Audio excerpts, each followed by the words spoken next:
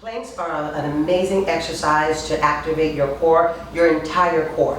What Stella's going to do is she's going to start laying down on her stomach on the mat, and she's going to push up off of her through her hands, and she's going to come up into one long straight line. Wonderful. This is your plank position. Neck is in a neutral position.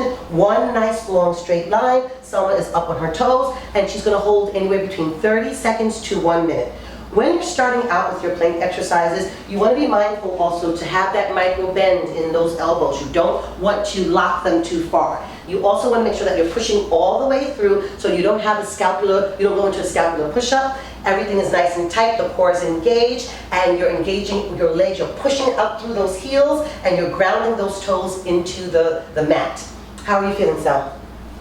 You're doing great. Again, anywhere between 30 seconds to 1 minute when starting out, but you want to progress. And when you come down, you just come back and exactly go right into child's pose just to give yourself a nice little stretch. And what I want from you is I want you to give me these planks 2 to 3 times for anywhere between 30 seconds to 1 minute.